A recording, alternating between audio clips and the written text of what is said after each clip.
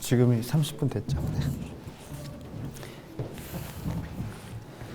예, 안녕하세요. 예, 이제 어느덧 이제 저와 같이 책을 보는 시간은 이제 오늘이 마지막입니다.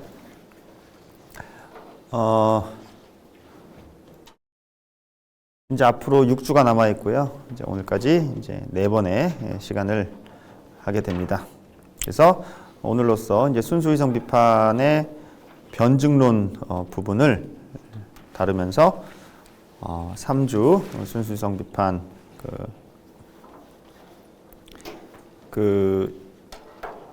칸트 철학의 진이라는 주제를 이제 붙여 본 것이 마무리가 됩니다.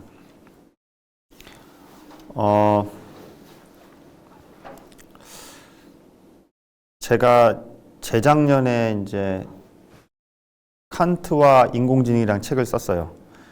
그리고 거기에 관련된 학술 대회를 했었습니다. 그때 제가 이제 책 전체를 요약할 때 여러 가지 얘기를 했었습니다. 근데 그 중에서 제일 처음 했던 얘기가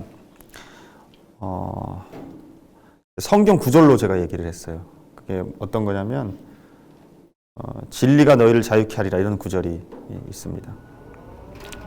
그것은 이제 물론 종교적인 의미에서는 어차피 해석은 자유거든요. 이제 종교적인 의미에서는 예수님을 믿으면 이제 자유롭다, 뭐 죄로부터 자유하다, 혹은 뭐 육신의 어떤 한계로부터 자유로운 영생을 누린다, 뭐 이런 의미인데 사실 거기에 대한 해석은 정말 자유로워요. 제가 어떤 쇼 프로그램에서 김태원이라는 기타리스트가 한 얘기가 기억이 나는데 어떤 대목에서인지 잘 기억이 안 나요. 뭐 표절 이런 거였나? 잘 기억이 안 나는데 어쨌든 그분의 말 중에 하나가 이런 말이 있었거든요. 코드는 주인이 없다 이런 말 하더라고요. 음악의 코드는 주인이 없다. 이렇게 쓰면 된다는 거죠. 근데 사실 어떤 경구라든지 문구에 대한 해석도 물론 이렇게 말하면 너무 이제 해석 자유주의 같이 되겠죠. 사실 이 직전에 제가 저희 중앙대학교에서 카이스트의 인공지능 인문학이라는 행사를 주재하고 왔어요. 그 중에 이제 마지막 역사학자가 말씀을 하셨는데 그때 이제 제가 했던 여러 가지 질문이 뭐 역사에 팩트라는 게 있는가? 팩추얼하다는 그런 뭐 컴포넌츠가 있는가? 이런 얘기를 했는데 그분이 있다 딱 그러더라고요. 있다. 근데 우리가 그 사실에 접근할 수 있냐의 문제지 사실은 있다 이렇게 딱 얘기를 했는데 여튼간 칸트는 이제 돌아가셨고 물론 이제 탄생 300주년이지만 그러니까 진리가 너를 자유케 하리라 이 말을 성경 구절 중에서 제 생각에는 정말 많이 여러 맥락에서 가져다 쓰는 그 구절 중에 하나라고 저는 생각을 합니다. CIA인가요? 미국 정보기관 거기에 CIA가 맞을 거예요. 거기 이 중앙 현관에 써 있대요. 이렇게 딱 붙어 있어요. 이렇게 진리가 너를 자유케 하리라고 딱. 모르겠어요. 그때 무슨 관점으로 그거 말을 써놨는지는 안 물어봤으니까 모르죠. 아마 그런 걸 거예요. 정보력이 우리를 지켜준다. 뭐 이런 얘기지 않을까. 정보력이 어떤 테러라든지 국가에 대한 위기 상황으로부터 자유롭게 해준다. 뭐 이런 얘기라고 해석이 됩니다. 저는 기독교 고등학교를 나왔는데 그런 얘기를 많이 해서 저희는 경천에 이게 이제 교훈이었거든요. 하이델베르크 대학은 프라이부르크인 것 같아요. 진리가 너를 자유케 하리 이렇게 딱 이게 교훈입니다. 우리나라 연세대학교도 교훈인지 뭔지 모르겠는데 진리가 너를 자유케 하리 이렇게 되어 있어요. 뭐 학문에 대한 얘기겠죠. 근데 칸트를 전공한 저로서는 그 구절을 보았을 때 사실 칸트 철학의 체계가 떠올랐어요. 그 얘기를 제가 했었습니다. 여기서 말하는 진리는 제 해석입니다. 만약에 이 진리가 너희를 자유케 하리라는 이 성경의 말씀을 칸트 철학에 대입을 하자면은, 진리는 순수 이성 비판에서 말한, 제가 지난 시간까지 얘기를 했던 어떤 우리의 인식의 어떤 정당성, 인식의 필요 조건으로서의 이성, 철학을 말하면 인식론이겠죠. 그래서 이제 진으로 이제 표현을 했습니다. 그 다음에 자유의 문제는, 칸트 철학이 이제 도덕 철학에 해당이 되는 걸로 저한테는 들어와요. 다시 말해서 진리와 자유라는 것은 동전의 양면같이 칸트 철학한테 이제 붙어 있습니다. 그래서 제가 이제 우리 수업의 마지막 부분에 다음 수업을 준비하는 장표를 집어 넣었습니다. 그것이 이제 우리 철학의 칸트 철학의 뭐 인식론적 한계 설정이 달리 말하면 그 한계로부터 새로운 철학이 시작되는데 그것이 자유의 철학이고 칸트 도덕 철학이다.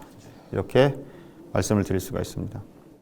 그래서 오늘의 제목은 그런 의미에서 이성의 한계는 이미 이성의 희망을 함축하고 있다.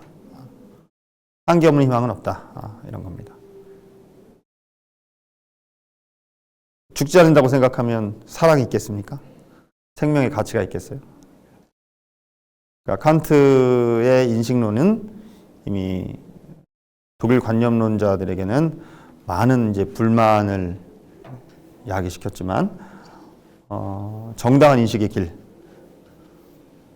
제가 지난번에 말씀드렸던 욕심 많은 비둘기의 예처럼 어떤 경험이라는 지반 위에서 펼쳐지는 정당한 인식의 길을 이제 이성의 한계 설정으로 두었고요. 하지만 그 한계가 설정됨으로써 또 다른 영역이 확보가 되는데 그것이 이제 희망의 영역입니다. 그 희망의 영역은 이제 자유의 영역이고 도덕의 영역입니다.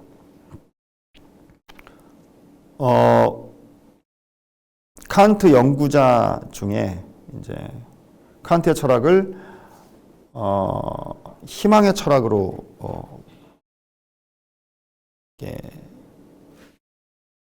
설명한 분이 있어요. 그게 이제 독일어로는 알스 오베 철학 이렇게 하고 영어로 as if의 철학 이렇게 됩니다. 마치 그러한 것처럼.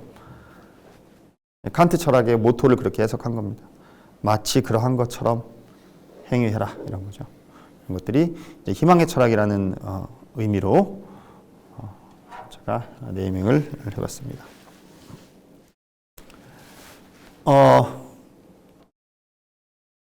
자, 그럼 이제 오늘 해야 될 부분을 이제 좀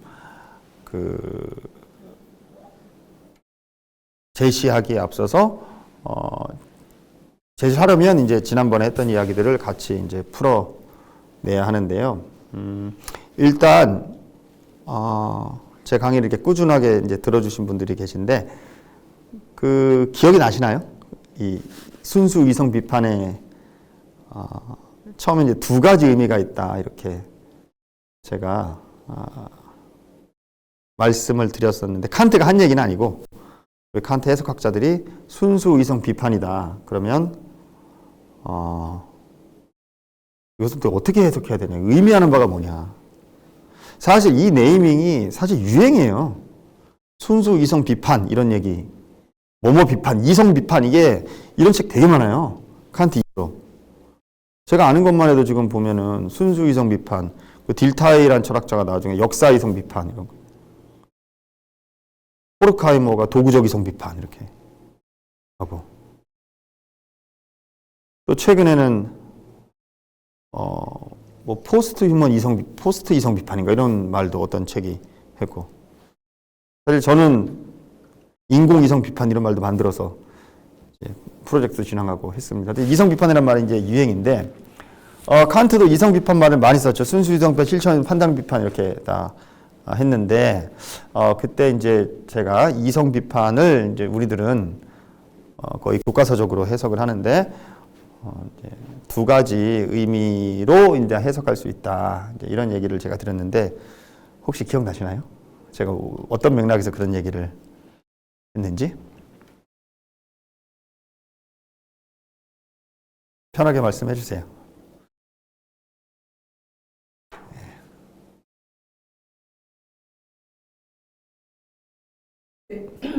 한 가지는 순수 이성 자체를 비판한다고 말씀하셨고, 두 번째는 순수 이성이라는 거를 통해서 한다.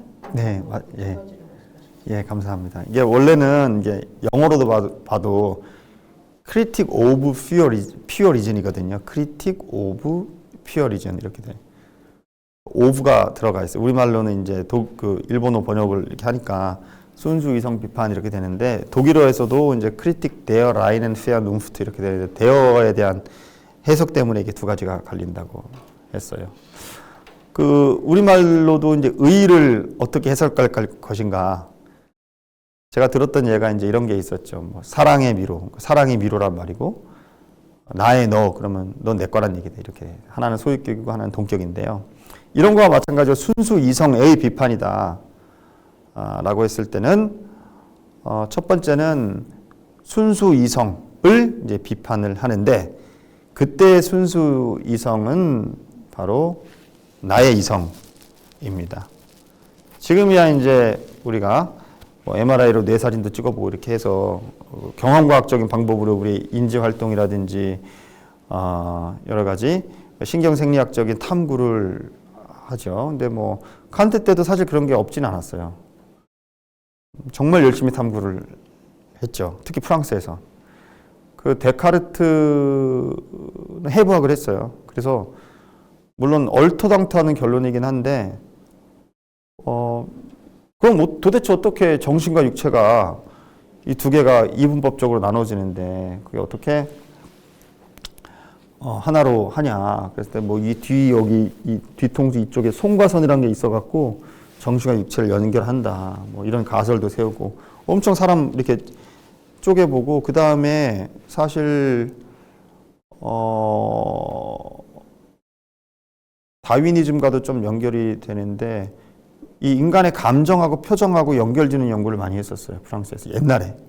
그래서 자극을 해보고 찡그려보고 뭐 이런 걸 다 이렇게 하는 그런 어떤 그 실험과학적인 연구도 없던 건 아니었지만, 칸트는 우리의 이제 인식의 구조를 어떻게 정당화할 수 있을까, 어떻게 설명할 수 있을까라는 문제에 이제 봉착을 했고, 그때 그 당시 이제 철학의 문제였습니다. 어떻게 대상 세계의 실제가 내 인식에 그대로 들어올 수가 있는가? 어떻게 나의 어떤 인지 구조가 대상과 일치할 수 있는가? 다시 말해서 이 정신의 구조와 자연의 구조를 매칭시키는 것이 이제 칸트의 이제 작업이었습니다. 그래서 이성을 순수 이성 비판이라는 말은 이성을 비판하는데, 그때 이성은 경험적인 소요 없이, 경험적인 주어짐 없이 그 자체로 이제 있어야 되기 때문에 경험적인 요소를 싹 배제하고 도대체 남아있는 이성의 본래적인 구조가 무엇인가를 이제 탐구하는 것이, 그런 의미에서 이제 순수입니다. 다시 말해서 순수라는 말을 칸트가 할 때는 항상 경험 독립적인 이런 뜻입니다. 로크가 말한 백지 상태랑도 이제 비슷한 거겠죠. 그때 백지. 엊그제 제가 기사를 봤는데 어떤 이제 알고리즘이 개발이 됐어요. 인공지능 알고리즘이 개발이 됐는데, 그게 뭐냐면 사람 얼굴을 이렇게 딱 인식을 하면은 관상이에요. 그러니까 사람을 인식을 하면 그 사람의 정치 성향이 나온대. 그리고 성적 취향도 나오고 그런다고 하더라고요. 근데 상당히 정확도가 높대요. 근데 그때 이걸 할 때는 화장 다 지우고 머리 딱 이렇게 하고 완벽하게 완전히 내추럴 생얼을 이제 하는 데이터를 집적을 해갖고 한다고 하더라고요. 그런 알고리즘이 개발이 됐다는데 어떤 그런 거예요. 굳이 얘기를 들면 완벽하게 싹 다 제외한 상태에서 완벽하게 인식을 해보자. 이제 이게 순수 이성의 이 비판의 이제 첫 번째 의미였습니다. 그때 이제 비판의 의미가 무엇이냐? 그럼 뭘 하느냐 했을 때 이제 첫 번째 저희가 이야기했던 그때 비판은 히라버 크레네에서 나왔는데 그것은 다름 아니라 뭐 판단이라는 뜻도 있지만 분석이라는 뜻이 있다 이런 겁니다. 뭔가를 비판하려면 일단은 쪼개봐야 되지 않겠습니까? 그런 이제 방법론은 사실은 칸트 고유의 방법론이라기보다는 당시에 이제 자연과학적인 그런 방법론을 차용을 한 거죠. 뉴턴의 방법론이기도 합니다. 뭐 이렇게 뭐가 이거 불투명하고 뭘 모르겠으면은 쪼개보잖아요, 그죠? 말도 그렇잖아요. 우리가 뭐 누구랑 싸움한다. 그러면 너 그 말이 무슨 말이냐? 너 이렇게 말했지. 이거 이렇게 말하는 게 이건 도대체 무슨 말이냐? 이런 식으로 이제 따지고 들죠. 이런 것이 이제 비판의 의미였어요. 그러면 종합을 하면 이렇게 됩니다. 순수 이성의 비판이라는 말은 우리의 그 인식 구조에 대한 분석이다. 이렇게 결론을 내렸습니다. 우리의 인식의 구조를 분석을 한다는 것이 바로 칸트가 네이밍한 선엄 철학이다. 트랜센덴탈레 필로소피다. 이렇게 제가 말씀을 드렸어요. 그러니까 순수 이성의 체계 시스템을 분석하는 것을 이제 순수 이성의 비판인데 그것이 이제 선엄 철학이다. 이게 칸트가 그런 철학, 선엄 철학이라는 말을 특징을 지었죠. 근데 이제 마지막 수간이니까 잠깐 말씀드리자면 이 선엄 철학이라는 체계 자체가 사실은 피테라든지 후기 철학자들한테 비판을 받는데 이렇게 비판을 받습니다. 칸트 철학은 결론에서 놀았지만 전제가 없다 이렇게 해요. 다시 말하면 선엄 철학의 체계라는 것은 이게 일종의 이런 수평적인 관계에서 서로가 서로를 규정하는 관계예요. 감성과 지성과 상상력과 이성과 뭐 이런 개념들이 이렇게 쭉 이렇게 수평적으로 되어 있고 서로가 서로를 규정하는 관계에 있는 것이지 뭔가 근원적인 원리로부터 이것들이 도출되는 것이 아닙니다. 그렇게 이제 비판을 해요. 그래서 후대 철학자들은 이것은 근거가 없이 결론에서만 붕 떠 있다 이렇게 이제 비판을 하고 독일 관념론자들은 근원적인 원리로부터 인식의 구조를 존재의 원리를 수직적으로 추론하려고 이제 노력을 하죠.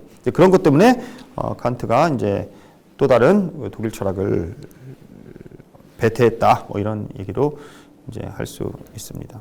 그렇지만 이제 그럴 수밖에 없는 이유는 칸트는 매우 이제 경험주의적인 사람이었고 어떤 원리로부터 형이상학적인 추론으로부터 우리가 인지 구조를 파악하는 것이 아니라 주어진 사실로부터 주어진 경험의 소요로부터 우리가 이것을 어떻게 인식하게 되었는가를 역추적하기 때문에 굳이 칸트한테는 형이상학적인 전제로부터 뭘 추론하는 것이 의미가 없지 않았을까 이렇게 저는 생각을 합니다.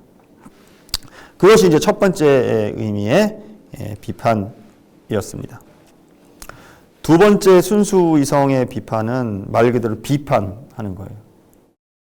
옳지 않다. 그러니까 네거티브한 얘기를 해주는 건데 그때의 대상은 1차적으로는 당대의 순수 이성을 가지고 사변적인 활동을 했던 형이상학이다. 이제 이렇게 이야기를 합니다.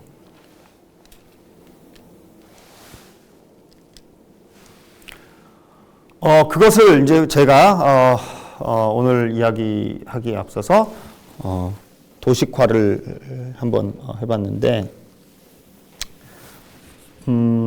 일단 이래요. 여기 들어가는 말에서 첫 시간에도 이제 우리가 얘기를 했듯이 선언적 종합 판단은 어떻게 가능한가? 라는 말로서 순수이성 비판의 집필 의도를 얘기를 했다면 그것은 여차저차해서 가능하다. 얘기를 하는데 여차저차해서 가능한 게 뭐냐면은 첫 번째 아주 심플하게 말하면은 감성과 지성이 서로 협동 작업을 하면 우리는 인식을 한다. 이제 이런 얘기고 됩니다. 그럼 이제 감성과 지성이 서로 이제 인식을 한다는 것, 다시 말해서 우리 인지 방식의 어떤 구조를 분석해내는 것이 바로 여기 선험적 논리학 중에서도 이제 분석론까지예요. 여기까지가 이제 이성의 자기 비판의 의미로 우리가 해석을 할 수가 있습니다. 그렇다면 오늘 우리가 배우게 될 이제 선험적 변증론, 이것은 당대의 이제 형이상학을 이제 비판하는 것입니다. 그런데 이렇게 됐을 때 여기서 이렇게 곧바로 넘어간다고 얘기할 수도 있지만 이 가운데 것을 우리가 추론을 할 수도 있는데요. 그러면 이성이 자기 비판을 했는데 자기가 비판했으면 됐지. 내가 나를 알았으면 됐지. 어떤 근거로 당대의 형이상학을 부정적으로 평가를 할 수가 있을까라는 질문이 제기가 되는데 이 중간에 교두보 역할을 하는 것이 바로 순수 이성 비판의 세 번째 의미라고 할 수가 있고, 큰 틀에서 보면 칸트 철학의 선으로 넘어갈 수 있는, 진에서 선으로 넘어갈 수 있는 그런 중간 개념이 이제 됐는데, 그것이 바로 이성의 한계 설정입니다. 그것이 이제 세 번째 의미고, 이성의 한계 설정을 가지고 형이상 비판을 합니다. 그럼 여기서 이제 제가 지난 시간에까지 했던 것들에 대한 다시 이제 리마인드 하는 겸 혹시나 해서 질문을 드리면 이성의 한계 설정의 근거가 어디에 있습니까? 물론 자기가 이성의 자기 비판을 했어요. 난 이러이러하게 인식을 한다. 근데 한계가 있네. 그럼 여기서 한계 설정이 이제 등장을 하는데 어떤 것 때문에 우리는 칸트의 이 인식론에서 칸트가 이런 분석 작업을 통해서 내가 나를 구속하는, 내가 나에게 멍해를 덮어씌우는 그런 작업을 했는데 어떤 근거로 우리가 한계 설정이라는 단어를 쓸 수가 있을까가 두 번째 질문입니다. 네, 맞습니다. 예, 경험 때문에 그렇죠. 근데 경험은 이 구조 중에서 경험적인 것은 어떤 것을 통해서, 어떤 능력을 통해서 우리가 네? 예.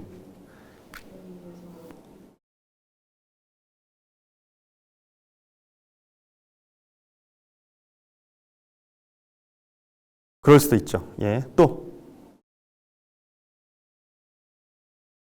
가장 레디컬하게 말할 수, 일단 저기 제가 건너뛴 부분이 있어요. 지금 선생님께서 답변을 해주셔야 되는데, 이제 경험이라는 말이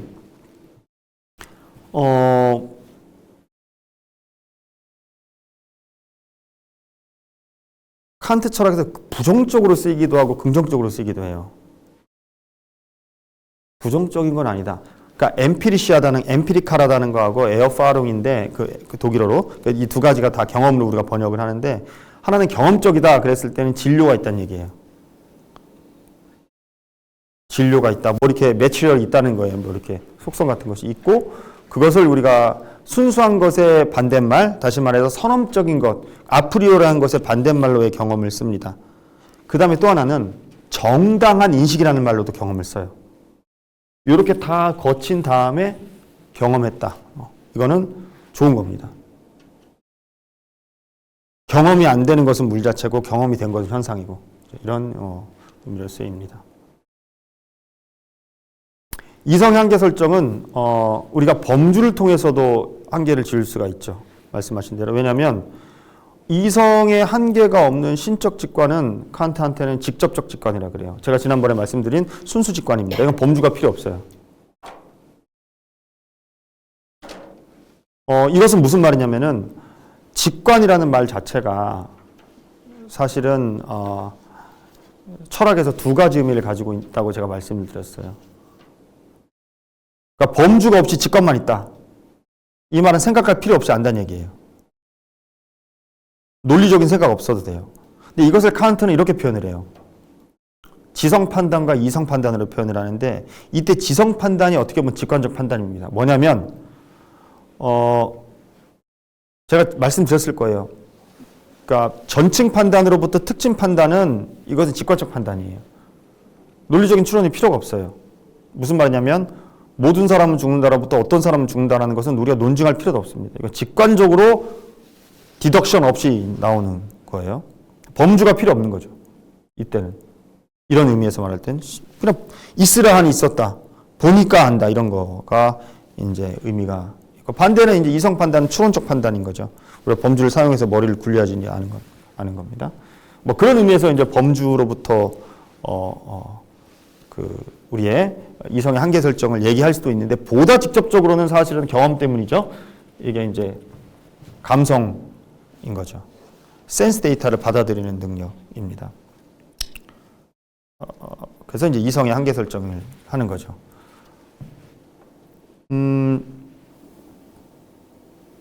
사실은 철학자들은 싫어했어요. 그런 거. 스콜라 철학자들은 싫어했죠. 왜냐하면 그때 철학자들은 이제 중세시대라든지 이때 이 학교 안에서 수도원에서 철학하는 사람들은 사실 그런 전통이 좀 있잖아요. 철학이 그 어떤 물질이라든지 이런 것에 대해서 조금 정신적인 것보다 경시하는 게 있죠. 흙으로 사람을 만들었지만 숨을 불어넣었을 때 이게 정신이거든요.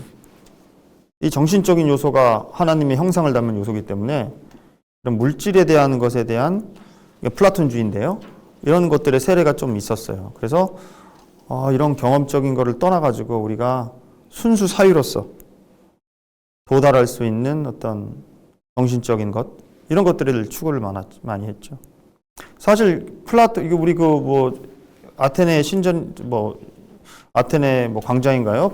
이렇게 한 명은 이렇게 하고 있고 한 명은 이렇게 하고 있는 거 도덕교과서 옛날에 나왔는데 손 이렇게 하고 있는 플라톤이고 이렇게 하고 있는 아리스토텔레스죠. 사람 이름이 잘 기억이 안 나네요. 유명한 사람인데 그 그림 그린 분. 근데 아리스토텔 이렇게 하더라도 여전히 이제 정신적인 것을 조금 더 높게 평가하는 것 같아요. 왜냐하면 이런 겁니다. 지복이 무엇일까? 가장 큰 행복이 무엇일까? 어떨 때 인간은 가장 행복한가? 니코마코스 윤리학의 주제인데 마지막에 보면 니코마코스 윤리학의 아리스토텔이 그러거든요. 관조의 덕이다. 관조의 덕. 관조의 덕은 뭐냐? 순수 사유활동. 얘는 그겁니다. 올림픽이 열리잖아요.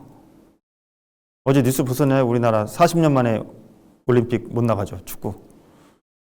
지금 어디야 져가지고 파리 올림픽 못 나가게 돼버렸어요. 본선에. 어떤 그때 아리스토텔레스의 얘기는 올림픽의 주인공이 누군 것 같냐? 사람들이 다 마라톤 우승자다 이렇게 얘기를 해요. 아니야. 이 올림픽 경기장 쫙 끝에 꼭대기에 앉아가지고 그걸 구경하는 사람이 이제 가장 올림픽의 주인공이라는 얘기를 하는데, 아리스토텔레스에 따지면 모든 것은 기능이 있어요. 그 기능을 다할 때 이제 행복합니다. 선생은 잘 가르칠 때, 구두수선공은 구두수선 잘 할 때, 다 이제 기능이 있고, 의자는 얘가 유덕한 의자라는 것은 이 의자의 기능을 가장 잘 할 때, 이렇게 이제 기능을 잘하는 이제 목적론적인 생각을 가지고 있는데, 그런데 물어보죠.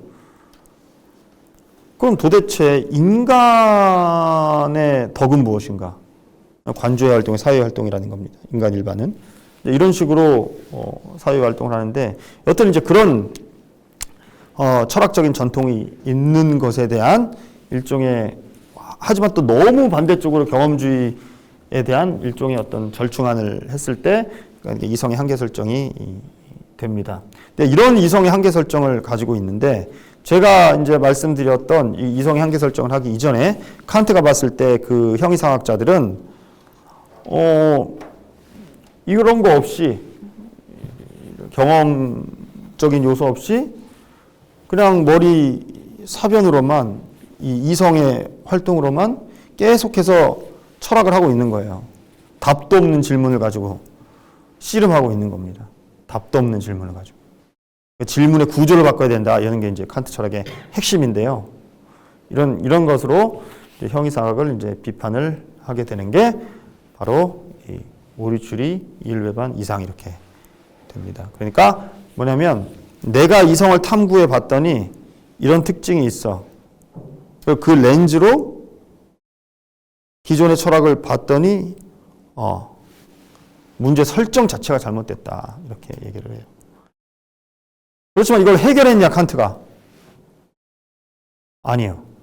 해결하지 않았습니다. 어떻게 했냐면 해소를 했어요. 문제가 아니다 이거는. 탐구하지 마라. 이런 거랑 비슷해요.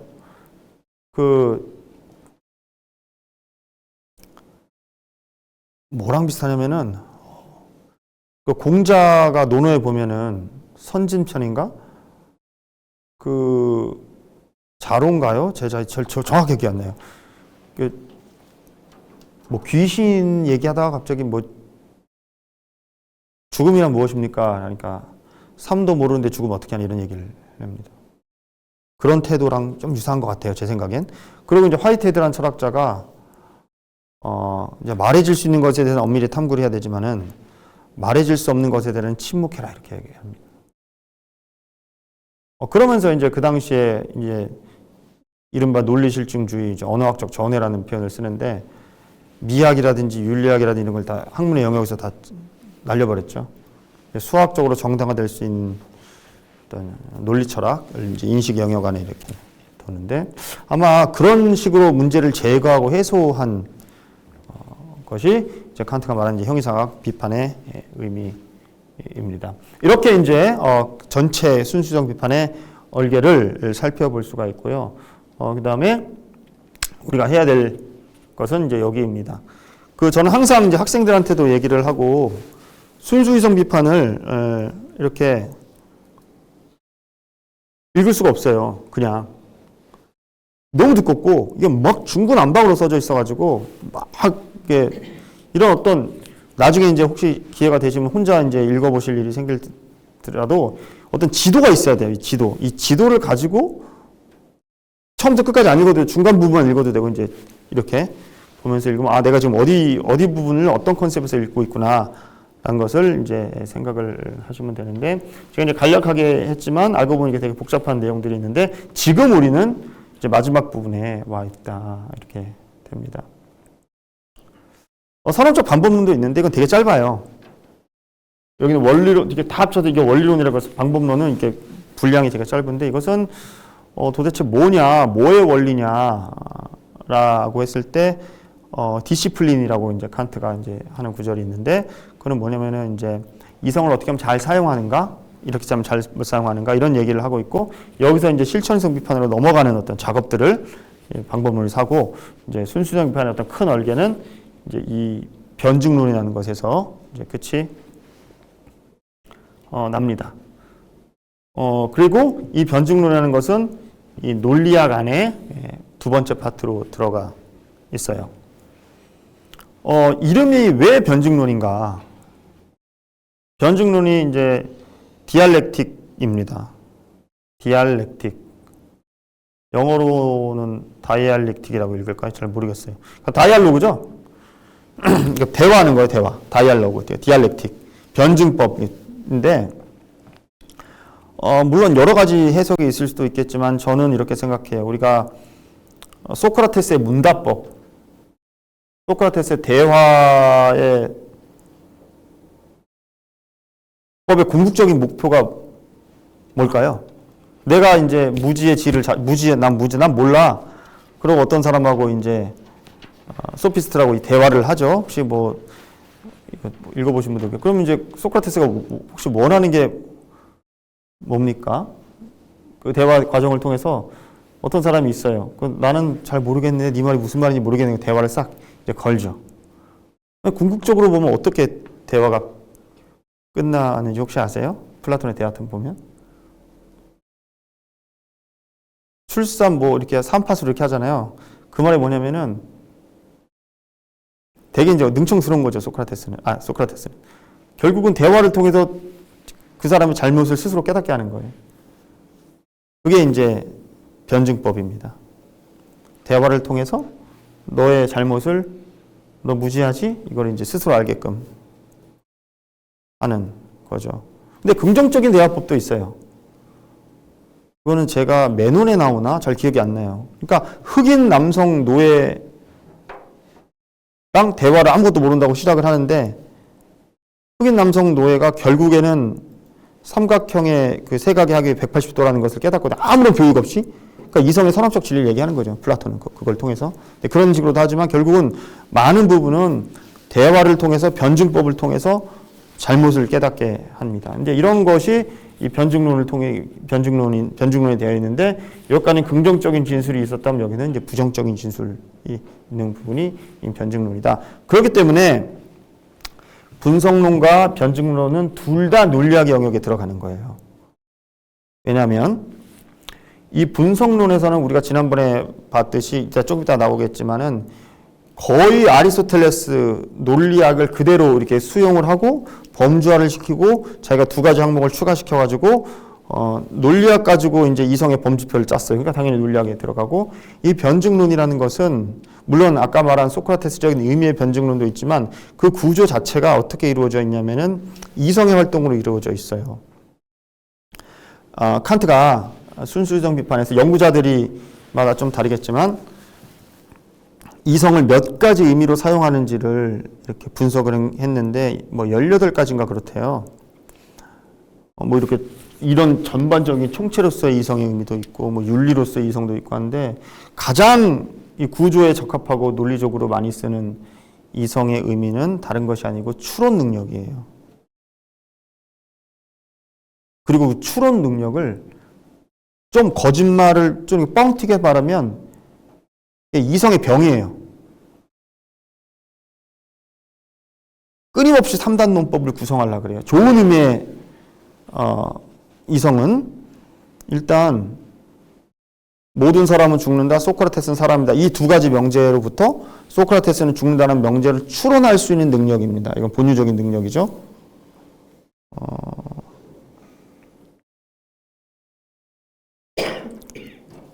뭐 이런 것 같아요. 뭐 논리학 우리가 역설 같은 거 얘기할 때 이런 얘기 하거든요. 하나님은 그러니까 신은 자기가 들 수 없을 정도로 무거운 돌을 만들 수 있다. 이렇게.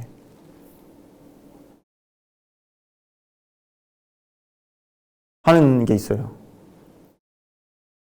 신은 이제 자기가 들 수 없는 돌을 들 수 없을 정도로 무거운 돌을 만들 수 있다. 이 명제가 참일까요? 거짓일까요? 머리를 한번 써보세요.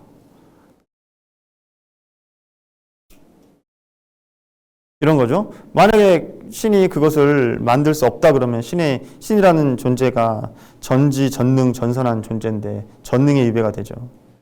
만들 수 있다 그래도 전능의 위배가 되죠. 자기가 들 수가 없으니까. 만들 수 없어도. 여기서 이제 그런 논리학자들 하는 말이 어떤 신의 원리보다 논리의 원리가 우선한다 이런 얘기를, 이성의 원리가 우선한다 이런 얘기를 하는데 이런 어떤 선언적인 이성의 원리로서의 그 능력이 바로 이제 3단 논법을 구성하는 것입니다. 이걸로부터 그것이 추론하는 거죠. 그런데 우리 인간 이성의 숙명은 뭐냐? 한 번에도 멈추지 않는다는 거예요. 마치 뭐 의처증, 의부증 걸린 사람처럼 나 그냥 집에 있었어. 왜? 뭐 하면 계속 따고 올라간다. 계속. 야, 나 진짜 그냥 알리바이가 확실해도 또 물어봐. 좀 심하게 말하면 이런 거예요. 그러니까 다시 말해서 3단 논법 대전제, 소전제 결론이 있는데 이 결론을 다시 대전제란 만들어 또 결론을 내고 이 결론이 다시 대전제고 위로도 올라가고 아래도 올라가는 끊임없이 뭘 갖다가 원인을 탐구하는 것이 이제 우리 인간 이성의 숙명이다. 인간 이성이 가지고 있는 어떤 본능이다 이렇게 얘기를 합니다. 근데 모르겠어요. 모든 사람이 그런 것 같지는 않아요. 모든 사람은 왜라는 질문 잘 안 하거든요.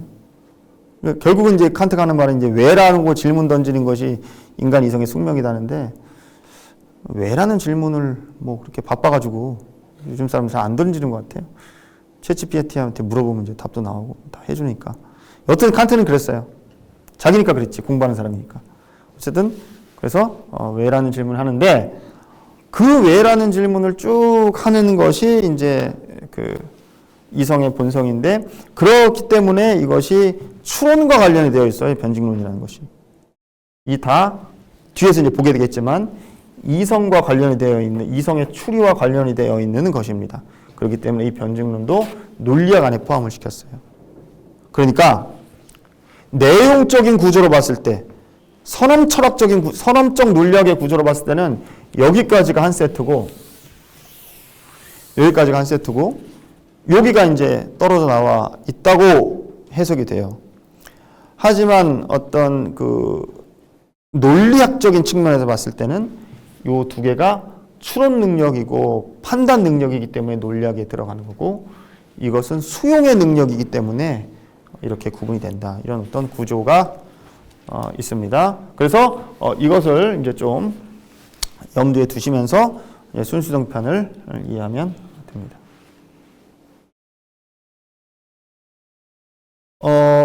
그럼 제가 이제 증거를 이제 대야 되죠. 왜 그럼 이게 진짜 이렇게 해석이 되는가? 네, 이제 우리가 처음에 감성론을 배웠어요. 감성은 공간과 시간이 둘이 이제 순수 직관 형식으로서 우리한테 주어져 있고 이걸 통해서 우리가 현상을 받아들여서 표상으로 만든다. 이제 이런 얘기를 우리가 했었습니다. 감성을 했고, 근데 순수 이성 비판 선언적 감성론을 끝맺는 말이 있어요. 그러니까 마지막에 끝맺는 말을 딱 쓰고 여기죠. 여기서 끝맺는 말을 딱 합니다. 끝맺는 말을 하는데 거기서 이제 칸트가 이런 얘기를 하고 이제 감성론을 끝을 맺습니다. 이상에서 그러니까 이상은 뭐겠습니까? 앞에서 한 말이겠죠. 그 선언적 감성론을 이제 이야기를 하는데 이상에서 순수한 선언 철학의 일반 과제, 이렇게 우리가 일반 과제를 들어가는 말에서 어떻게 아프리오리한 종합 판단은 가능한가의 해결을 위해서 필요한 부분들 중에 하나를 논술한 셈이다. 이렇게 되어 있어요. 뭘까요? 퀴즈입니다. 되게 쉽죠? 필요한 부분들은 뭐고 그 중에 하나는 뭘까?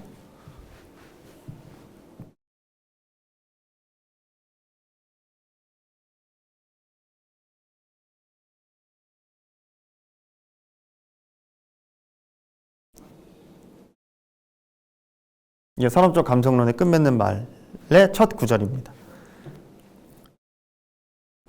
여기까지 이제 설명했던 바에 따르면 그러면 필요한 부분들은 차치하고 하나는 뭘까요? 하나.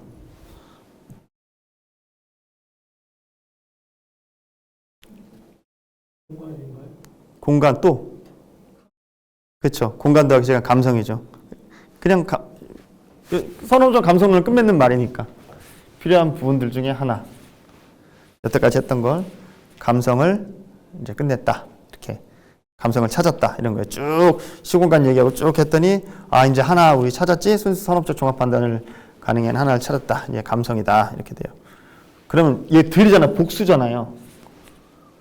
부분 들이라고 또 뭐가 있을까요? 그럼 여기서는 이제 논술이 안 되어 있지만 일단은 이렇게 쭉 했더니 이 과제를 찾기 위해서 이제 감성을 찾았는데 필요한 부분들 중에 하나를 찾았는데 이 부분들은 또 하나가 뭘까요? 그럼 또 하나인지 뭐 두 개인지 세 개인지 뭐 어쨌든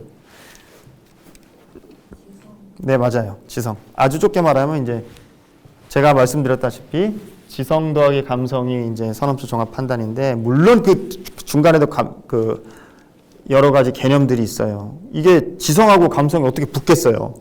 두 가지만 있다고 되는 게 아니잖아. 이 두 가지를 붙는 걸 또 설명해야 되잖아요. 여기 복잡한 논의가 있어요. 이 안에는. 이따가 제가 이제 설명을 드릴 수 있을까요? 하여튼 얘기가 나오면 제가 설명을 할게요.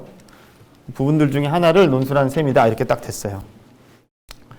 그러니까 우리가 아프리안 판단에 있어서 주어진 개념의 외부로 넘어가 내 머릿속에 있는 거 바깥으로 넘어간다. 할 때 개념에 있어서가 아니라 개념에 대응하는 직관에 있어서 아프리오리가 발견될 수 있고 종합적으로 될 수 있는 것들 시간 공간 중에 우리는 발견한다. 판단은 여기가 이제 선업적 종합 판단이 그리고 아까 말씀드린 이성의 한계 설정의 결정적인 부분이죠. 이러한 판단들은 감관의 대상 이상에 달할 수가 없고 센스 데이터를 받아들이는 감관의 대상에 달할 수가 없고 가능한 경험의 객체만 현상에만 해당할 수 있다는 것으로 선언적 감성론을 딱 못을 박습니다. 내 감성 안에서 주어진 것들까지만 난 인식할 수 있어 이렇게 얘기를 하면서 선언적 감성론을 딱 이렇게 끝을 맺어요. 여기서 이제 우리가 주목해야 될 것은 분명히 칸트가 그렇게 논술을 하고 있다는 겁니다. 선언적 감성론을 마치면서 자 중간 정리하자 우리 하나 발견했다. 이제 다음으로 넘어간다. 이렇게 다음으로 넘어가는 거죠. 이제 다음으로 넘어가는 것이 여기까지 하고 그 다음 요기를 하고 있는 거죠. 범주를 여기까지를 이제 칸트가 논술을 하는데 이거는 지난 시간에 못 오신 분도 있는데 이것을 이제 원래 아리스토텔레스 논리학이 이렇게 있었어요. 아리스토텔레스 논리학이 이제 2000년이 지속이 됐죠. 이제 프레게라는 사람이 나와서 현대 논리학을 막 이렇게 다시 발전시키기 전까지 이것을 이제 논리학을 하고 있었습니다.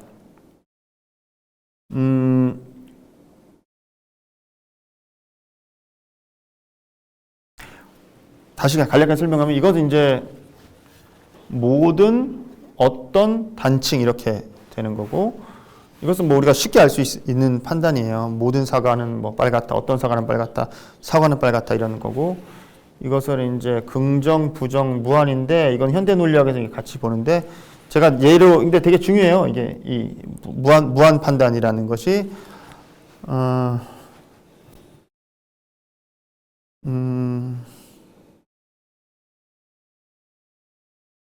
신문 기사를 보니까 이렇게 제가 이제 김하성을 가끔 검색을 해봐요. 좀 정이 가더라고요. 왜냐면 열심히 하거든요. 막 수비 잘 안 하는 수비 열심히 하는데 그 기사 보니까 오늘 이런 게 나왔어요. 역전패 당했다 이렇게 안 하고 역전패 했다 그러더라고요. 역전패 했다. 패를 자기가 한 거예요. 자기가 진 겁니다. 지난번에 예를 든 거는 나는 출석 안 했다가 아니고 나는 불출석했다 이런 거죠. 이런 것이 이제 무한 판단에 속해요. 형식 자체는 긍정 판단이지만 내용은 부정 판단인 게 이제 무한 판단이라고 칸트는 이야기를 합니다. 칸트가 드는 예는 이렇습니다. 나는 죽지 않는다. 라는 판단은 부정 판단이지만 나는 불사자다. 이런 판단은 이제 무한 판단. 왜냐하면 나는 죽지 않음의 속성을 내가 갖고 있는 거예요.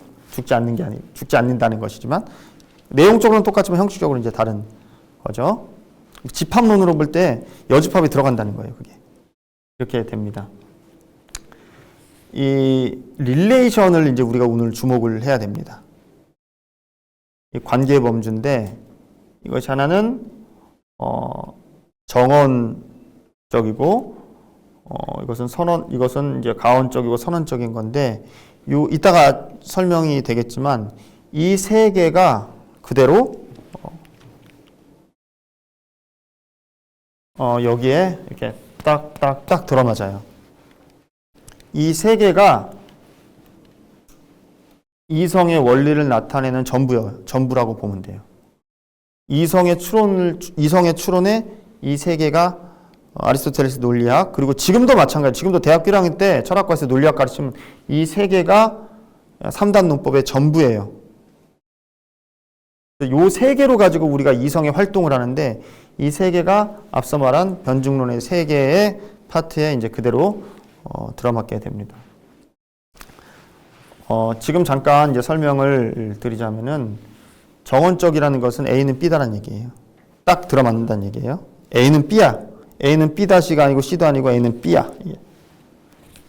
가언적이라는 것은 뭐뭐라면 A라면 B야 이런 겁니다. A라면 B야. 가정을 하는 거죠. 네가 온다면 나도 갈 거야 이런 거죠. 이런 것이 이제 가언 판단입니다. 디스정티브하다는 것은 선언적이라 선택한다는 얘기거든요. A 이거나 B야 이런 겁니다. A 이거나 B야. 이게 이제 선언 판단인데 요 세 개로 우리는 이성 활동을 한다고 아리스토텔레스도 그렇고 칸트도 그렇고 이렇게 지금도 그렇고 그렇게 얘기를 합니다.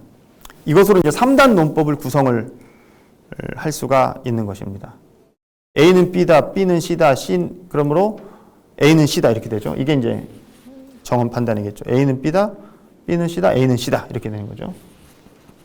가언적이라는 것은 A는 B다, A이면 B다, A다 그러므로 B다 이렇게 된 것이 이제 가언 판단입니다.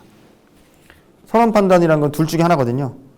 A이거나 B다, A가 아니다 그러므로 B다 이렇게 되는 것이 판단인데 요 세 개가 이제 이성의 이제 능력이라고 논리학에서는 보고 이제 칸트도 그렇게 보는 겁니다.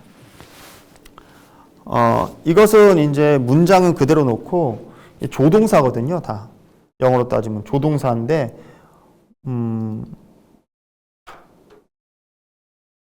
가능성을 나타내는 조동사.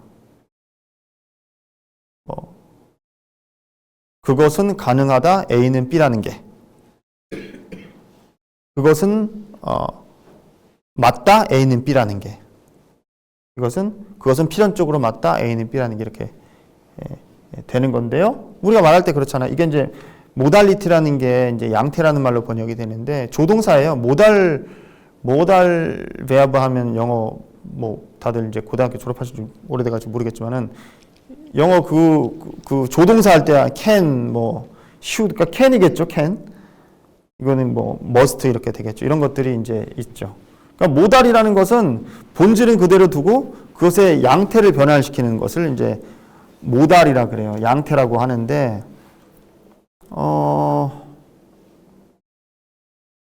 철학적으로 보면은 사실 헤겔도 그렇고 삼위일체 이런 것들을 설명할 때 양태로도 많이 설명을 해요.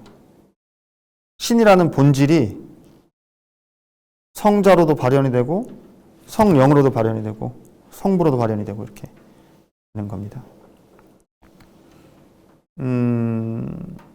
그러니까 이제 본체는 하나인 거죠. 그것들이 경우에 따라서 어떤 모습으로 자기 자신을 드러내느냐인 거죠. 체용 이론이라는 것도 있어요. 본체와 용모의 어떤 관계를 나타내는 건데 이것도 이제 서양 철학으로 말하면 모달리티랑 매우 유사하다고 봐요.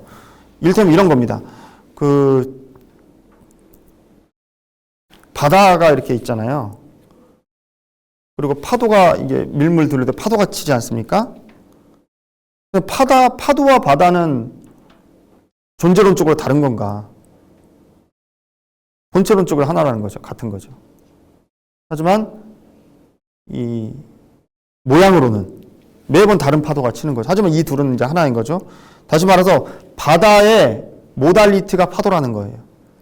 이런 어떤 이론론적인 사고관, 이론론적인 자연관이 이제 있는 거죠. 이제 스피노자의 철학이 보통 이제 그런 식으로 많이 해석이 되는데 이런 것들이 이제 모달리티인데 칸트는 이거를 어떻게 해석을 하느냐 했을 때 이 가언 명령을 그대로 끌고 들어와서 해석을 해요.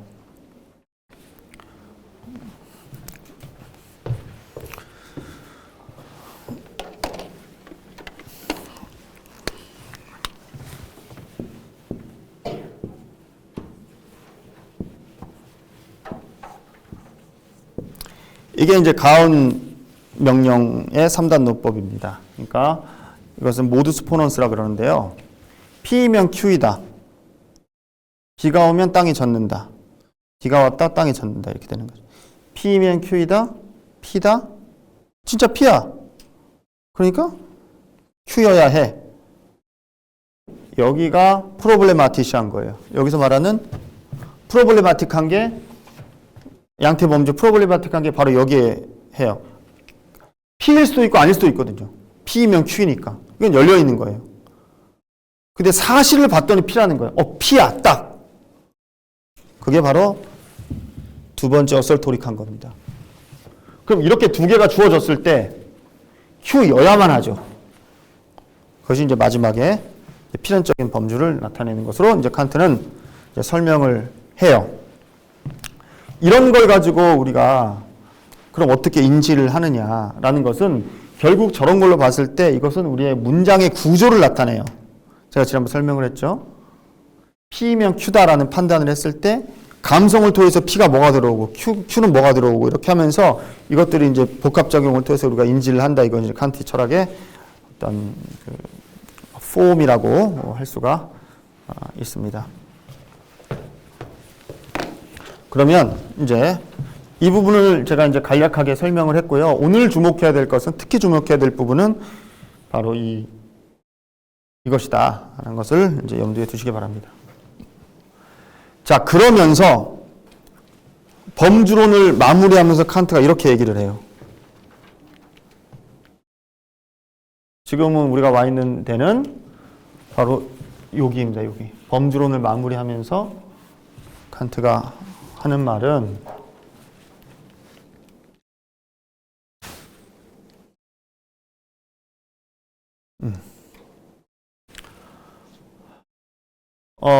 범주는 현상이다 따라서 만상의 총괄로서의 자연에다 아프리어라는 법칙을 지정하는 개념이다. 이게 문제가 있대요. 어떻게 이런 것이 일어나는가 했는데 이것이 마지막에 이러한 수수께끼의 해답이 된다 이렇게 얘기를 합니다. 그럼 여기서 또 하나 물어볼게요. 머리를 많이 쓰면 이제 틀립니다. 여기서 이것이 뭘까요? 이것이 의미하는 바.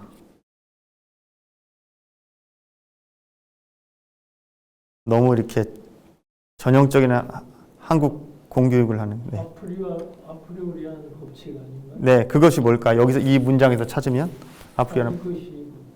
네, 그러니까 이것의 의미가 아프리오리안 법칙이라는 게 어디 써 있죠? 아프리오리안 법칙을 지정하는 개념이다. 그 법칙을 지정하는 개념이 뭘까요? 그러면? 네, 맞아요. 되게 잘 맞추신다 아까부터. 그렇죠. 아프리오리안 법칙을 지정하는 건 이게 개념이라는 범주죠. 제가 지난번에 말씀드렸죠. 개념이라는 말을 이렇게 단수 복수로 쓰는데 여기서 이제 이것이라는 것은 아프리오리안 법칙을 지정하는 개념인데 이때 지정한다는 말의 의미는 뭐냐면 자연에다가 옛날에는 베이컨식으로 자연에 있는 것을 우리가 발견하는 건데 지금 범주의 틀로서 자연의 법칙을 우리가 규정을 하는 거죠. 자연이 이렇게 이루어져 있다 하고 그래서 이제 여기서 이것은 범주입니다. 몰라요. 다른 사람은 다르게 얘기할 수 있는데 저는 이제 선생님이 말한 대로 생각을 해요. 그럼 수수께끼는 뭘까요? 수수께끼는 약간 이런 거랑 연동을 시켜서 봐야 돼요.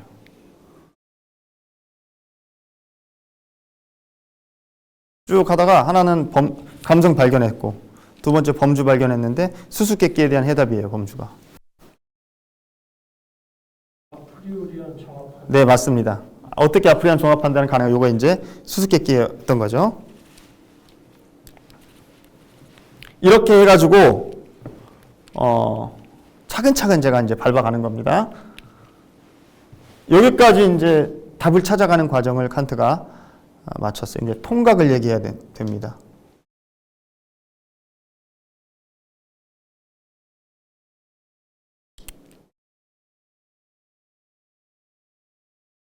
자, 범주로 마무리했고요.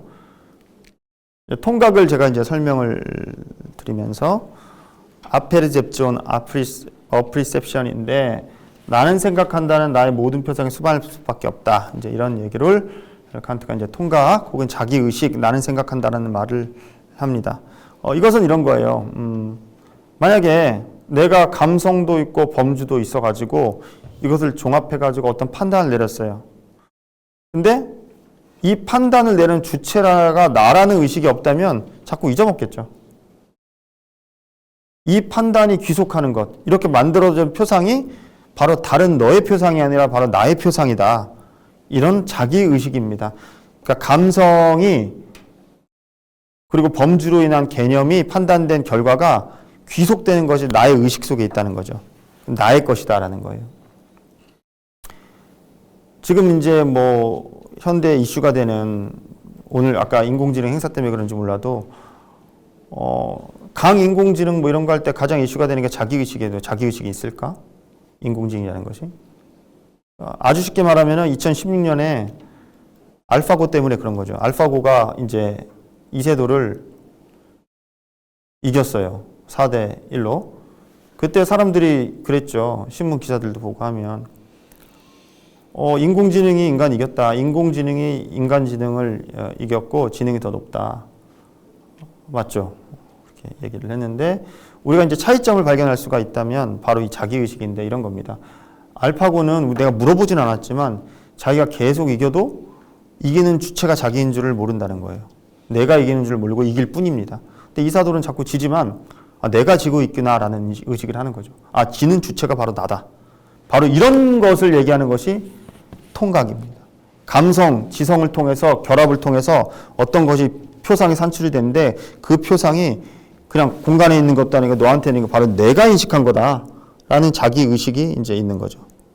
인류학으로 연결시키면 제가 지난 시간에 말했지만 책임과도 마찬가지였죠. 만약에 우리한테 이런 자기 의식이 없다면은 법이 형성될 수도 없고 책임이 형성될 수도 없고 사랑이 형성될 수가 한 번 형성될 수가 없죠. 어제 내가 다르고 오늘 내가 다른데 이런 자기 의식이 나를 이제 지속한다 이렇게 됩니다. 이 끝에 다시 말해서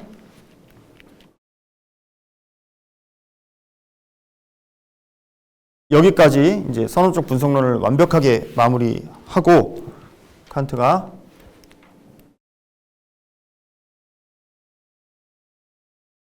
이런 얘기를 합니다. 이런 방식으로라는 얘기는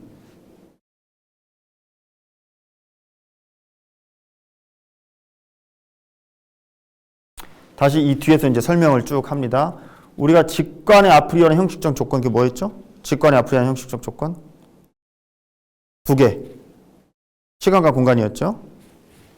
상상력의 종합, 선업적 통각의 이 종합의 필연적 토기를 관계시킬 때 이러한 아프리오리한 종합 판단은 가능하다. 이렇게 하면서 이제 분석론을 마무리를 쳐요. 풀어 설명하면 이렇습니다. 시간과 공간이 이렇게 있어요. 이것은 우리가 뭘 받아들이는 능력이에요. 이것을 종합하는 능력은 이쪽에 있습니다. 이것은 범주입니다. 근데 생각을 해보세요. 하나는 완벽하게 수용적인 능력이에요. 하나는 수용성이에요. 이쪽에 있는 하나는 순수 자발성이에요. 둘 다 이종적인 능력이에요. 둘이 서로 달라요. 이 두 가지를 매개하는 능력이 칸트는 도식론장에서 얘기를 하는데 이것이 이제 상상력의 종합적용이라고 이제 칸트는 얘기를 해요. 매우 복잡한 논입니다. A판다르고 B판다른데 이 두 가지를 이 구상력, 옛날엔 구상력이라고 하면 요즘은 상상력이라고 번역을 해요. 그러니까 독일어로는 이제 Einbildungskraft인데요.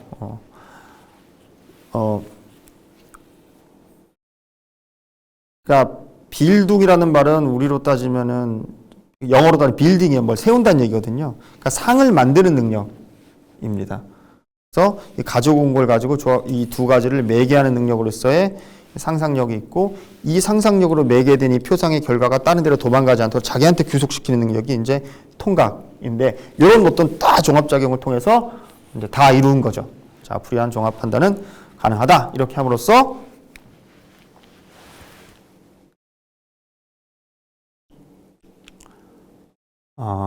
이렇게 얘기를 합니다.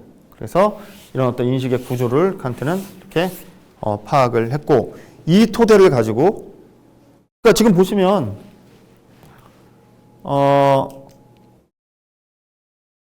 많이 분석해냈어요. 자, 시간과 공간 하나 나왔죠. 상상력도 나왔죠. 분석하니까. 그러니까 통각도 나왔죠. 아까 범주 12개 나왔죠. 이게 많이 나온 겁니다. 이렇게 이성의 능력이. 그래서 이런 것들이 다 종합되면서 이런 작용을 통해 갖고 우리가 말하는 인식이라는 것이 가능하다. 이런 얘기를 칸트가 이제 합니다.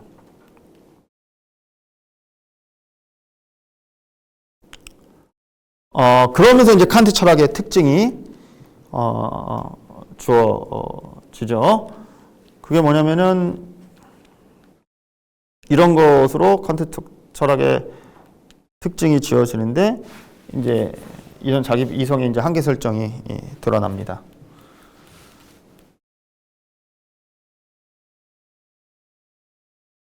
첫 시간으로 이제 돌아가서 말씀드리면 코페르니쿠스적 전해라는 말을 표현했는데 대상이 우리의 인식에 정향되어 있다고 가정을 해보면 현상으로서의 대상이 우리의 표상 방식에 중과되게 하자는데 문제 해결되는 거죠. 내가 자연한테 자연이라는 현상의 범주로서 규정을 할 때 우리가 인식을 설명할 수 있고 그럼으로써 자기 철학을 이제 특징화시킵니다. 그리고 이렇게 특징된 철학을 칸트는 선험적 관념론이다 이렇게 말을 합니다. 선험적 관념론 이렇게 돼요. 좀 긴 구절인데 이것도 매우 이제 칸트 철학의 자기의 특징을 나타내기 때문에 이제 제가 설명을 드릴 텐데요. 이것은 이제 칸트가 자기 철학을 네이밍하는 구절입니다. 그 뒤에는 자기가 자기 철학의 선험적 관념론이라는 말로 칸트가 네이밍을 하는데 그 이제 후대 철학자들 살아생전에 그 후대 철학자들도 당시에 논쟁이 많았어요. 제가 말씀드렸다시피 너 선험적 관념론자냐? 아닌데 그러면 이제 적통이 아닌 거예요. 쉐일링의 책도 선험적 관념론자의 체계라는 것이고 어쨌든 그 많은 것들을 이제 선험적 관념론이라는 이름으로 독일 철학이 딱 정립이 됩니다. 그래서 제가 지난번에도 말씀드렸지만 얘 선험 철학자 같은데 칸트가 볼 때는 아닌 거고 그러니까 칸트 철학을 나타내는 표가 됐어요. 제가 이제 쉽게 좀 보게 하려고 개념 쌍들을 이렇게 파란색으로 했습니다. 이제 선험적 관념론은 사실은 경험적 실제론으로 되고 그다음에 선험적 실제론과 경험적 관념론은 칸트가 배척하는 개념입니다. 그것의 핵심에 놓여 있는 것은 바로 여러분들도 많이들 들어보셨을 텐데 물 자체라는 개념입니다. 그리고 물 자체라는 개념은 시공간의 경험적 실제성을 인정하느냐에 따라 인정하지 않느냐에 따라 달려 있습니다. 다시 말해서 뉴턴처럼 시공간의 경험적 실제성을 인정을 하면 물 자체를 인정하는 거예요. 시공간이 내 의식 밖에 있어요. 나랑은 상관없이 세계는 존재합니다. 내가 눈을 감아도 세계는 존재해요.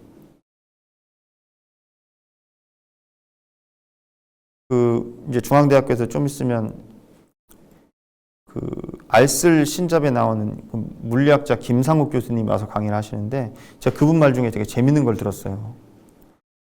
뭐냐면은 죽음을 어떻게 보십니까? 이렇게 물어봤더니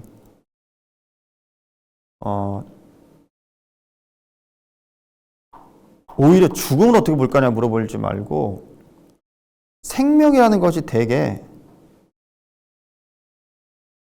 평범하지 않은 현상이라는 거예요. 물리학자가 볼 때는 전 우주론적인 관점을 봤을 때 다 죽어 있는 거고 다 죽어 있는데 또 시간으로 봤을 때도 다 죽어 있는 건데 우리가 생명이라고 하는 것은 정말로 잠깐 있다가 없어지는 거고 다시 어차피 우린 다 죽음으로 돌아가는 거고 이렇게 이야기를 하더라고요.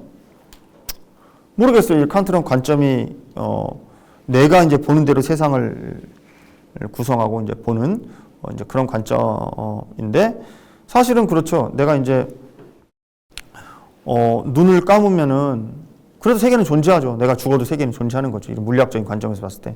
근데 여튼 이 인간 중심주의자는 이런 얘기를 합니다. 다시 말해서 뉴턴처럼 시공간에 내 의식 바깥에 있으면 그 안에 사물들이 존재하겠죠. 바둑판 자판이 이렇게 올려가 있는 것처럼.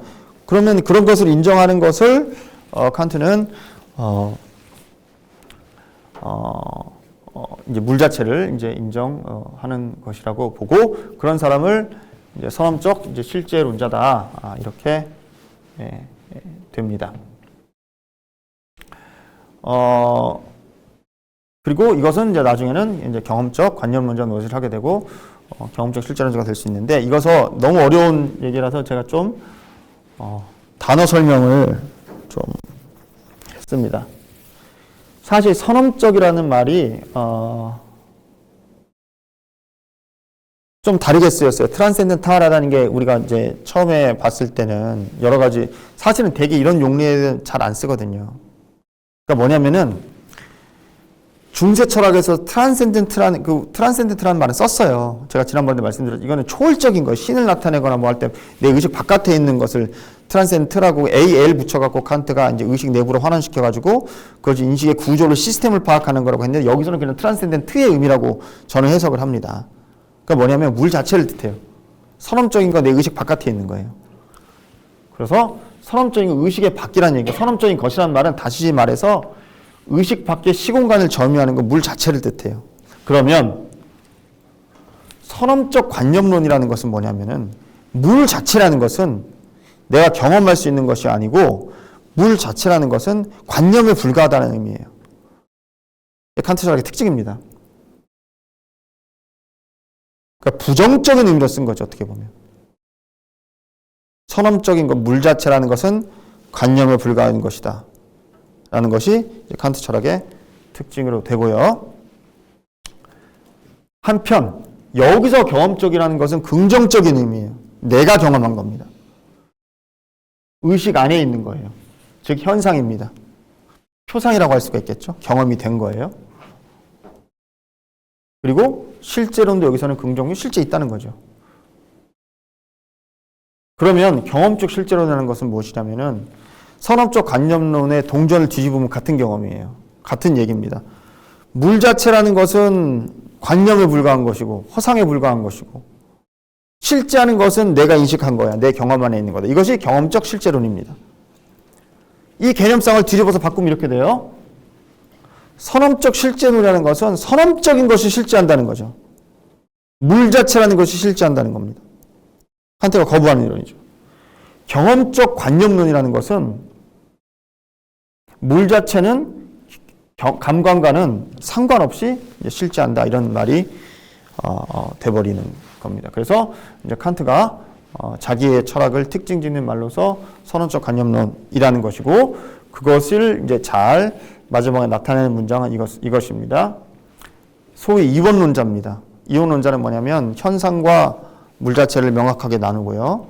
그리고 즉 그는 자기 의식 밖으로 나가는 일 없이 여기서 자기 의식은 아까 우리가 본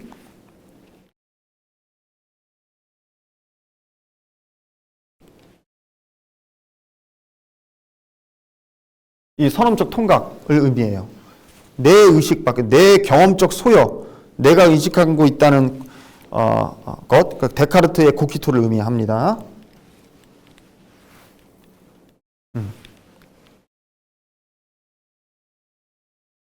내 표상의 확실성, 즉 그러므로 나는 생각한다, 그러므로 존재한다 이상의 것을 상정하는 없이, 즉 내 의식 안에 있는 거죠.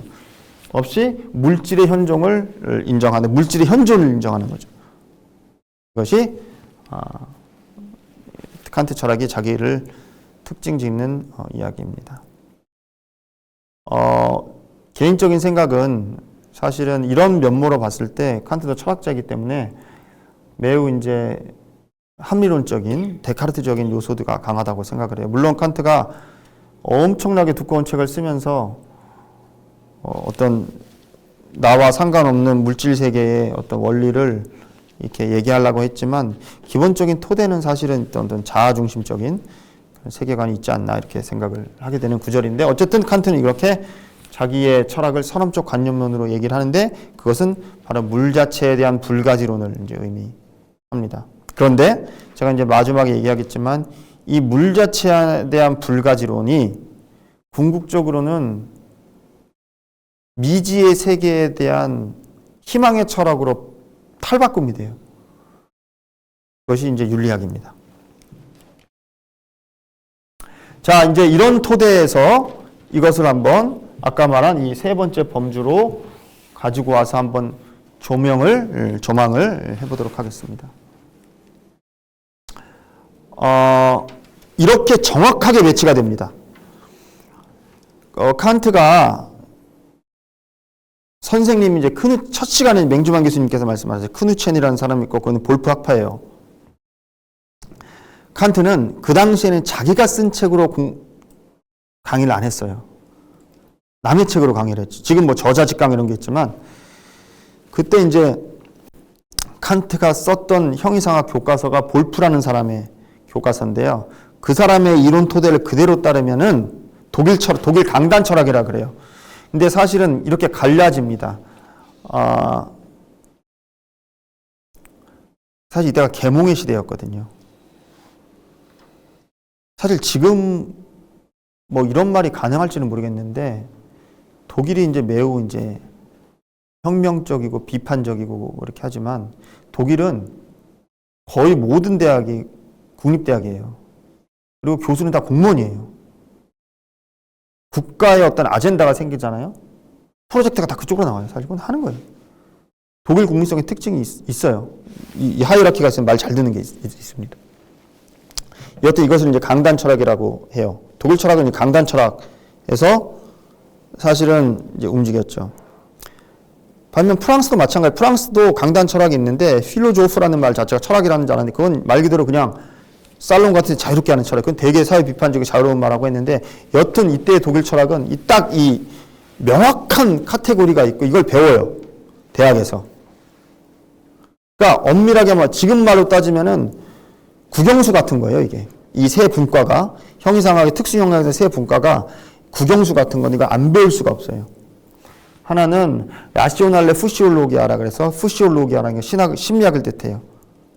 이것을 이제 독일 말로 완벽하게 번역하면 셀렌레러라 그러는데 영혼이에요. 셀렌이 영혼을 배우는 학문인데 영혼은 다른 게 아닙니다.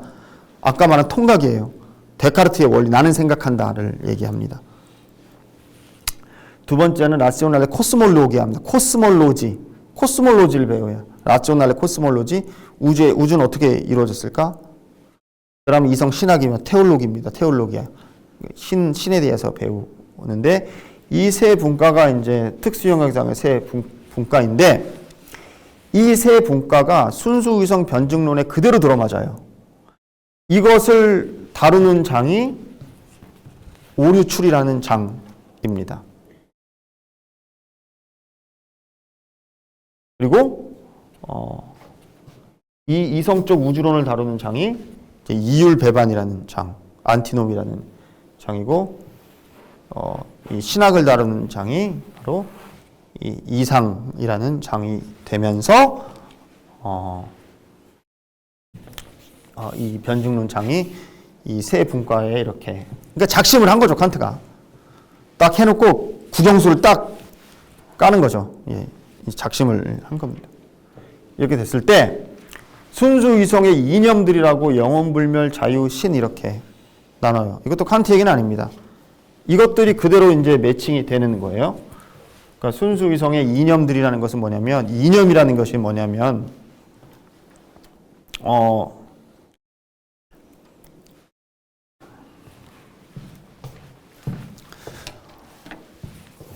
그러니까 제가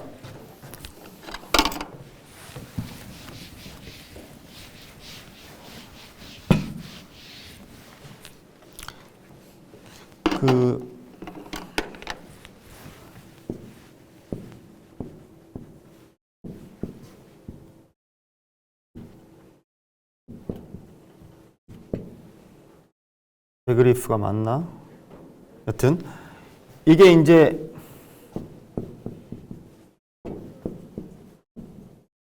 이념이란 말이고 개념이란 말인데요. 뭐 굳이 제가 말씀드릴 테니까 잘 보실 필요까지는 없습니다. 그러니까 제가 어떤 2019년인가요? 어떤 책에서 이런 표현을 썼어요. 이념이 개념이 되는 순간 이념은 사라진다 이런 표현을 썼는데 제가 그때 이제 그 영구와 땡치라는 그 영화의 한 장면을 예로 들었어요. 가물가물해요. 이제 기억이 나는데 뭐냐면 그때 영구가 당나귀로 하여금 어떤 길을 가게 하는 거예요. 근데 당나귀가 말을 안 들어요. 그러니까 막 지 맘대로 가는 거예요. 그러니까 여기다가 이렇게 짝대기를 이렇게 해가지고 홍당무를 딱 걸었거든요. 그러니까 홍당무 따먹으려고 쭉 가는 거예요. 얘가 당나귀가. 그러니까 이념이란 게 그런 겁니다. 결코 우리가 먹을 수 없어요. 잡을 수도 없고. 하여튼 우리를 그 방향으로 인도하는 것이 이제 이념이에요. 좋은 의미로 말할 때 이게 규제적 이념이라는 말을 씁니다. 역사 철학 같은 데서. 우리가 이성이 삐뚤삐뚤 가지만 역사의 진보라는 것은 어떤 이념의 표대가 성저되면 결코 나올 수 없지만 우리를 바른 길로 인도하는 것이 이제 이념입니다. 반면 개념이라는 말은 이 베그리프라는 말인데 이건 동사 베그라이펜에서 왔어요. 베그라이펜이라는 말이 움켜 잡는 걸 뜻해요. 잡는단 말이거든요. 그러니까 파악된 거죠, 내가 머릿속으로. 이것은 이제 개념인데 만약에 이게 이제 홍당무인데 이제 이 당나귀가 막 허기져서 굶어 죽게 생겼으니까 이거라도 먹으라고 떠가지고 먹였단 말이에요. 홍당무가 개념이 된 거죠. 먹어버렸으니까. 그 이념은 없어집니다. 다시 말해서 이념이라는 것은 우리가 파악될 수 없는 존재고 파악이 되었다 하면 그것은 원래 이념이 아니었던지 더 이상 이념이 아닌 게 되는 거죠. 그런 것들이 바로 이 세계라는 거예요. 영혼의 문제, 개념이 아니라는 거죠. 자아의 문제, 개념이 아니라는, 파악될 수 없는 겁니다. 내가 나를 어떻게 알아요? 파악 안 되는 거예요. 자유의 문제. 자유의 문제는 세계의 시초의 문제입니다. 이것도 파악할 수 없다고 보는 거죠. 카오스니 뭐니 이게 다 이제 세계 시원에 관한 문제인데 그것은 자유의 문제입니다. 파악 안 되네. 신의 문제. 세상의 모든 긍정적인 속성을 다 가진 존재자. 세계의 근본 존재. 이런 것도 이념이지 개념은 아니다.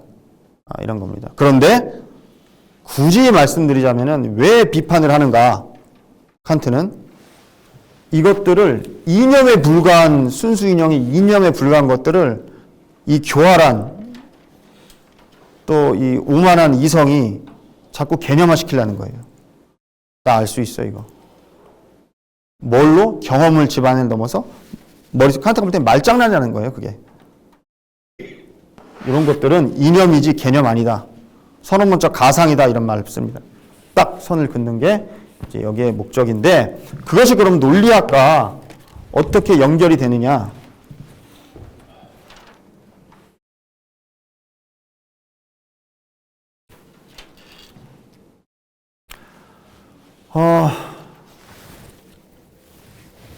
이제 이렇게 돼요.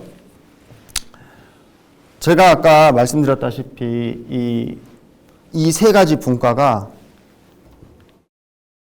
이거랑 들어맞는다고 했잖아요. 이 정언적, 가언적, 선언적과 들어맞는다고 했는데 이것을 우리가 해석을 해서 보면 이제 이렇게 됩니다.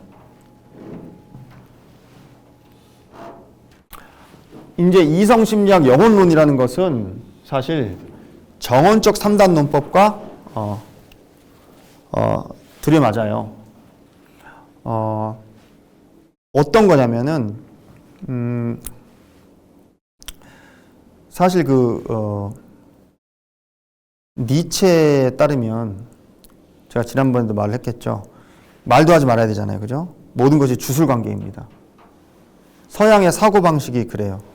A는 B대로 되어 있어요.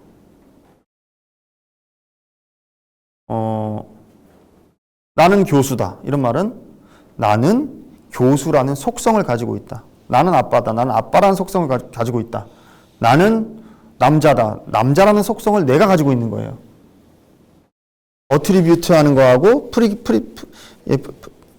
프레디카트하고 서브젝트가 있으면 서브젝트로 다 귀속이 되는 문법 구조예요. 우리의 사고방식이. 다 내 중심이거든. 내가 의자에 앉았다. 즉 의자에 앉는 경험적인 내가 선험적인 나에게 귀속이 되는 겁니다. 데카르트의 코키토가 그런 거죠. 나는 생각한다. 그러므로 존재한다. 이 나는 생각한다라는 실체 위에서 모든 활동이 이루어지는 거예요. 보세요. 이렇게 돼서 S 안에 이 서브젝트 안에 Q라는 속성을 귀속을 시켜요.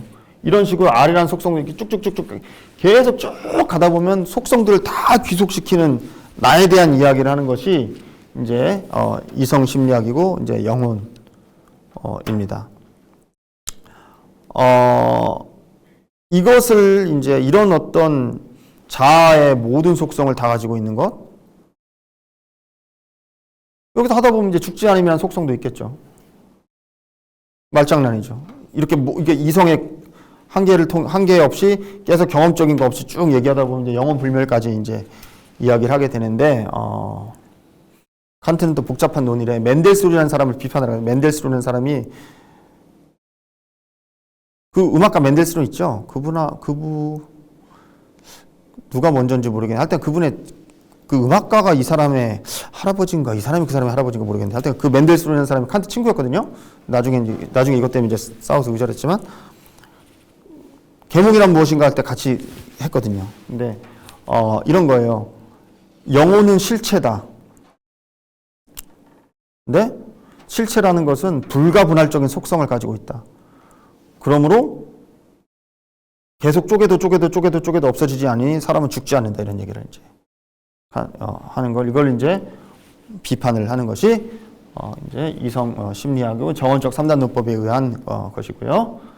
그다음 이제 이성적 우주론은 이제 세계의 원인을 이제 탐구를 하는 겁니다.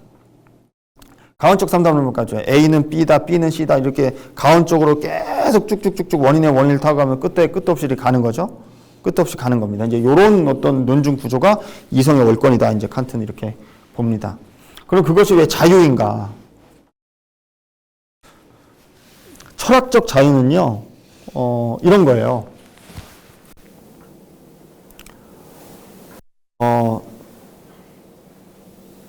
일단 부정적인 의미의 자유가 있습니다. 그것은 뭐냐면 내가 어떤 것의 원인이 될 수는 있지만 나 자신은 어떤 것의 결과가 아닌 거예요. 다시 말해서 자연 법칙으로부터의 자유입니다. 자연 법칙에 이렇게 지배를 받지만 최초의 시원은 이 자연의 인과관계로부터 자유롭거든요. 그래서 세계의 원인을 다루는 것, 결국 신하고도 통하게 되겠죠, 나중에. 이런 것을 이제 자유라고 해요. 그래서 원인을 거슬러가는 이 가원적 3단 논법을 가지고 탐구를 했던 것을 이제 비판을 하는 것이 이 이성적 우주론이고요. 이성적 신학은 이렇습니다. 제가 선언적 3단 논법을 말씀을 드렸는데, 철학에서 말하는 신의 정의는 이렇습니다. 긍정적인 모든 속성을 가지고 있는 존재자입니다. 그래서 존재론적 신존재 증명이라는 것을 할 때 나중에 이제 칸트도 그렇고 프레게라는 사람도 비판을 하는데 신은 존재한다. 왜 존재하느냐? 신은 정의상 모든 긍정적인 속성을 다 가지고 있어야 된다. 그 속성 안에는 존재한다는 속성도 존재한다. 그렇기 때문에 신은 존재한다. 이렇게 얘기를 하는데 거기에 대한 이제 후대 철학자들 칸트나 프레게의 비판은 이렇습니다.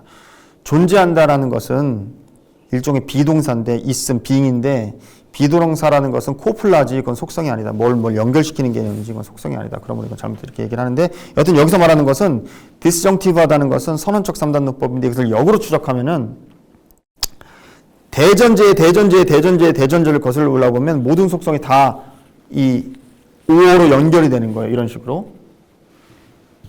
만약에 W는 A거나 B거나 C다. 그런데 나대이고 나비고 C다 이렇게 하면서 제거적으로 되거든요. 근데 이것들을 만약에 무한히 대전제를 늘리면 모든 속성을 다 가진 존재자가 되어버립니다. 이성의 3단 논법을 통해서. 그러면 그런 것들을 이제 매칭을 시키는 것이 이제 신입니다.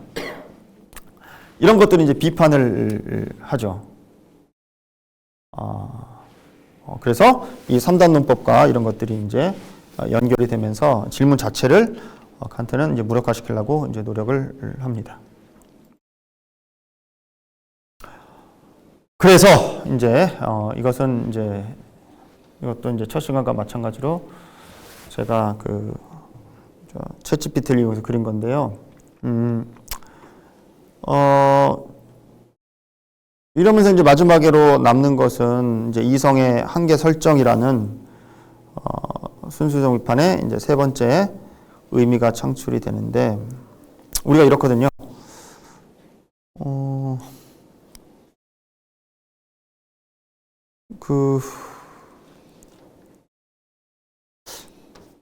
어떤 영화를 봤는데 서부시대 영화였어요. 좀 되게 재밌게 봤는데 잘 기억이 안 나요.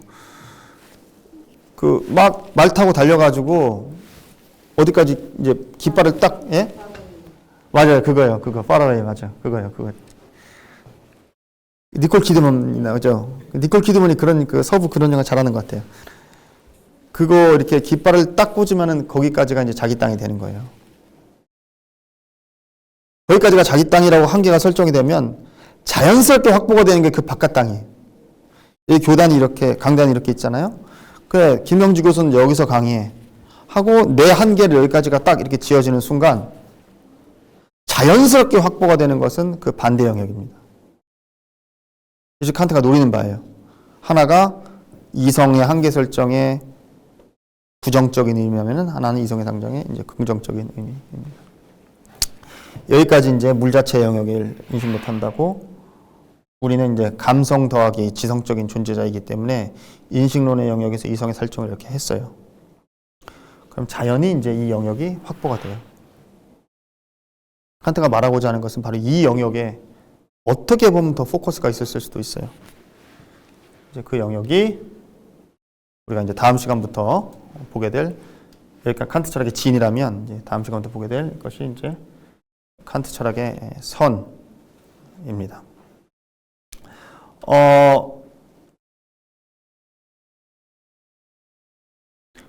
물론 이제 다음 시간부터 이 부분에 대해서 이게 명확하고 엄밀하게 이제 배우시겠지만 제가 이제 기획자로서 연결시켜 드리는 말을 좀 드리고자 한다면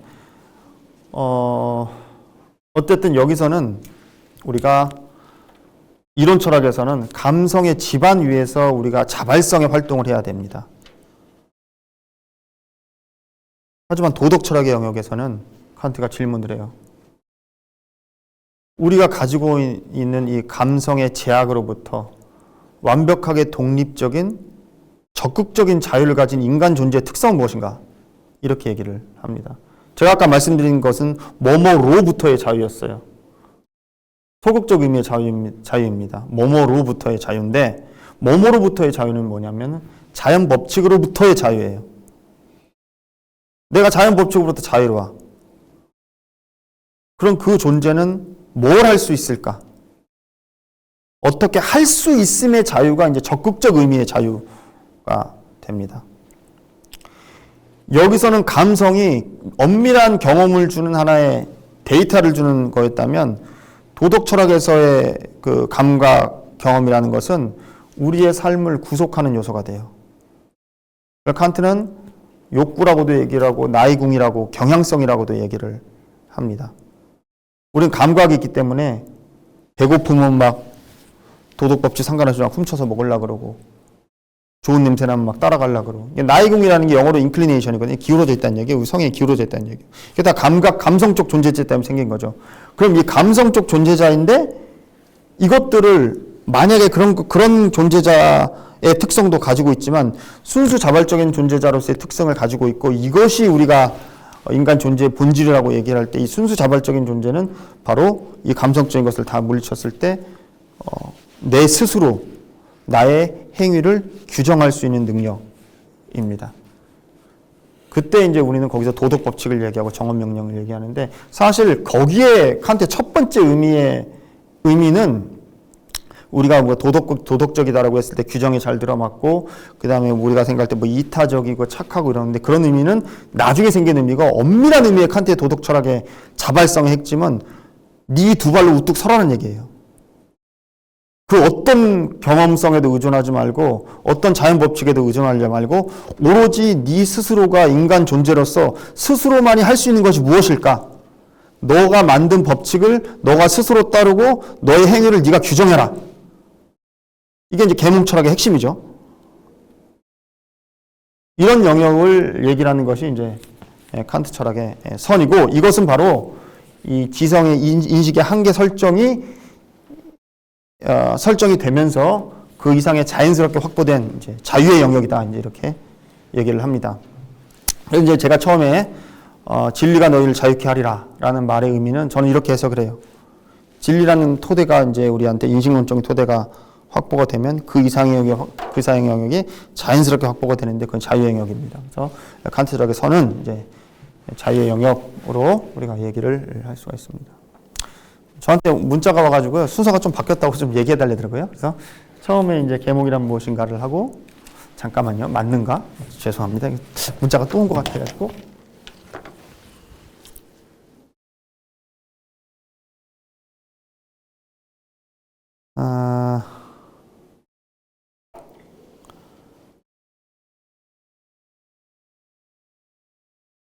그렇군요.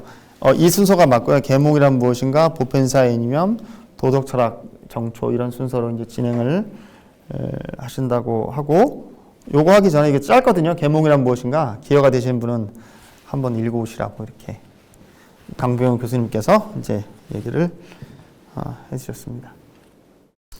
예, 이렇게 해가지고 이제 제가 준비한 얘기는 3주 동안 준비한 얘기는 이제 다 해드렸고요. 혹시 오늘 강의뿐 아니고 지난 3주 동안에 궁금했던 점이나 해주시고 하는 말씀 있으면은 말씀하는 시간을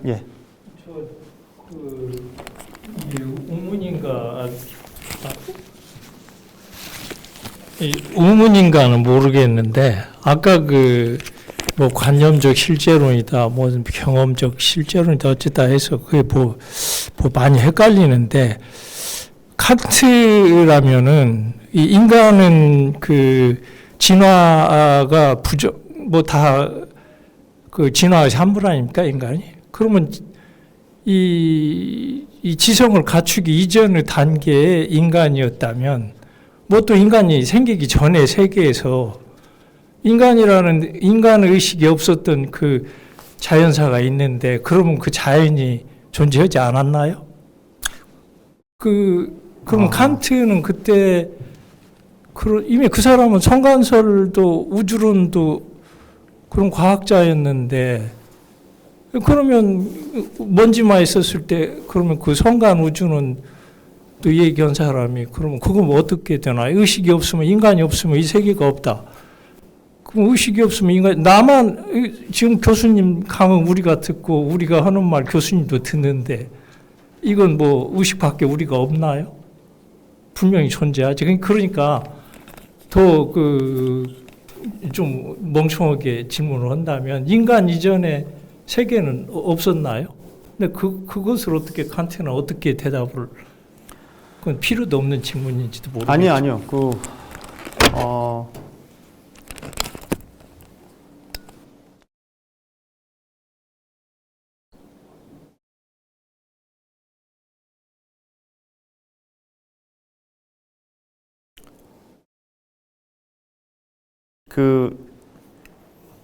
현대에도 유효한 질문인데 사실 칸트만 해당되는 질문은 아닐 것 같아요.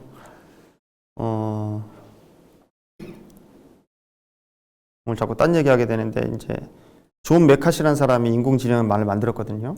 그 사람이 이런 말을 했어요. 철학자들은 지능이 있는지 없는지, 지능의 본질이 무엇인지에 대해서 2500년간 탐구했지만 답을 내리지 못했다.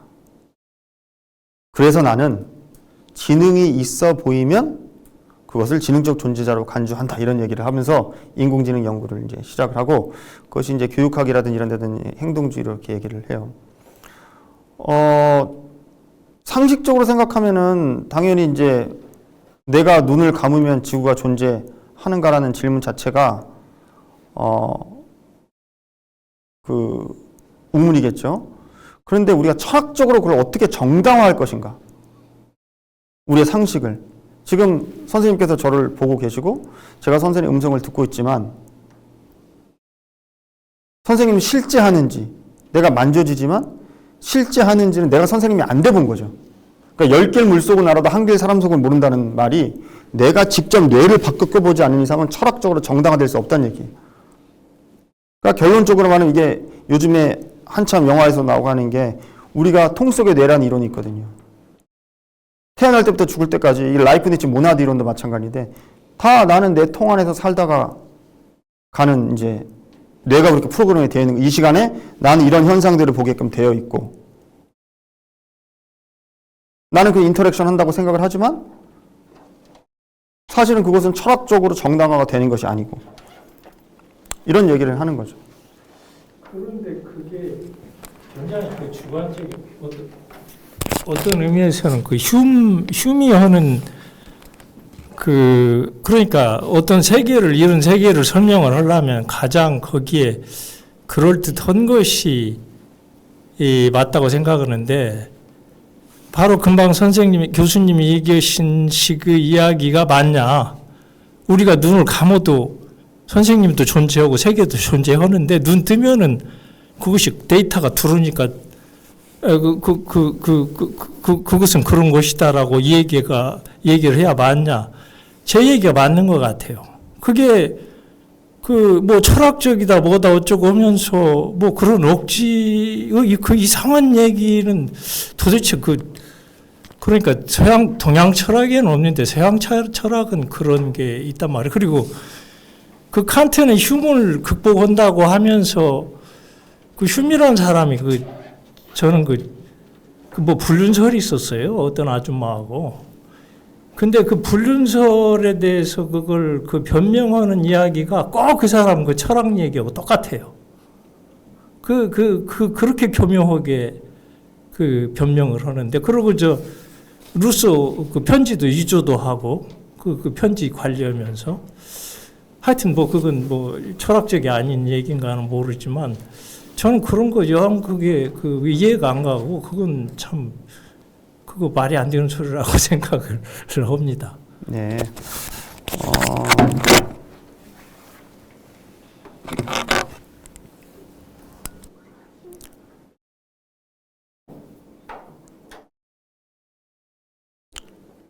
아까 이제 제가 수수께끼라는 표현을 했어요.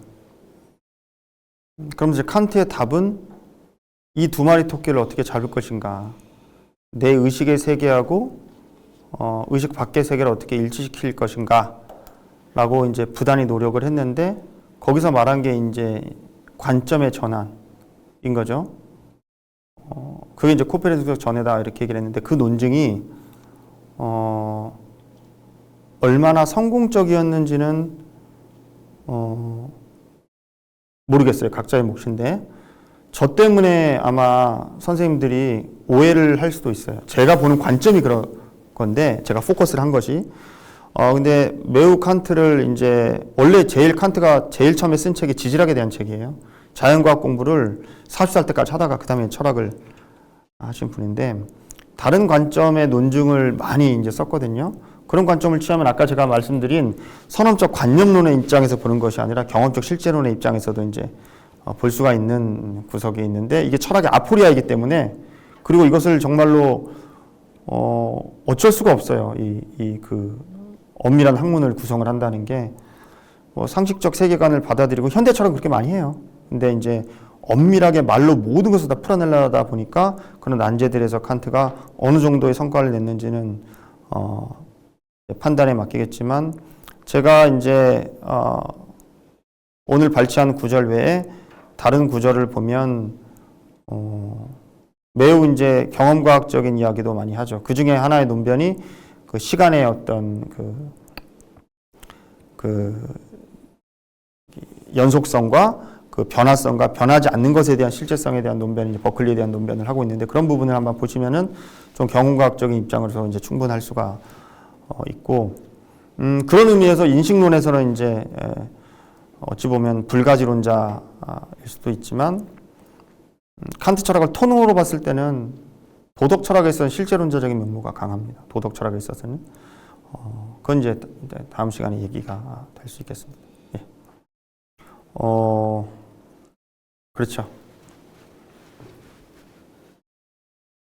이런 것 같아요. 이제